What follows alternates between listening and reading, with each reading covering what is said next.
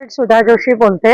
आज आम्ही सर्व वकील महिला व पुरुष वकिलांनी माननीय तहसीलदारांना या कल्याण ईस्ट मधलं जो घटना आहे त्या संदर्भात निवेदन दिलेले आहे आणि त्या केस मधल्या आरोपीला पर्टिक्युलरली लवकरात लवकर केस चालवून जसं जगताप साहेबांनी सांगितलं डे टू डे हिअरिंग करून त्याला जास्तीत जास्त शिक्षा व्हावी यासाठी निवेदन दिलेलं आहे। त्याच्या अंतर्गतच मी बोलते, विषयाला धरूनच बोलते।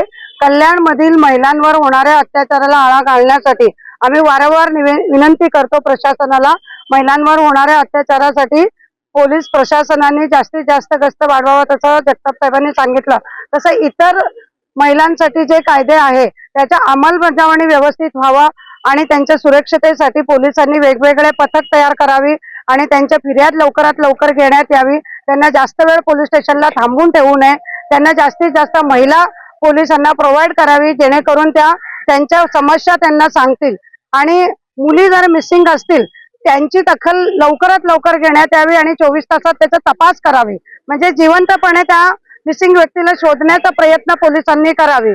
आणि ह्या केसमध्ये जसं निर्भयामध्ये संपूर्ण देश इंटरॅक्ट झाला होता आणि संपूर्ण देशात आंदोलन झाला होता, तसं तुम्ही पत्रकार म्हणून ह्या आपल्या देशात सगळे विषय पोहोचवतात, तसं कल्याण मधला जी निर्भया आहे तिचे जे विषय संपूर्ण देशात पोहोचवावी जेणेकरून प्रशासनापर्यंत हा विषय जायला पाहिजे आणि महिलांच्या सुरक्षतेसाठी प्रशासनाने जास्तीत जास्त दक्षता घ्यायला पाहिजे। तसं निर्भयासाठी त्याचा देश संपूर्ण पेटून उठले होते जेणेकरून वकील जर रस्त्यावर येतात त्याच्या विषयाचा गांभीर्य सगळ्यांना समजलं असेल तर या विषयाचा गांभीर्य आपल्या राज्याच्या होम मिनिस्टरला आणि देशाच्या होम मिनिस्टरला पर्यंत तुम्ही पोहोचवावी, म्हणजे महिलांच्या सुरक्षतेमध्ये जास्तीत जास्त वाढ होईल।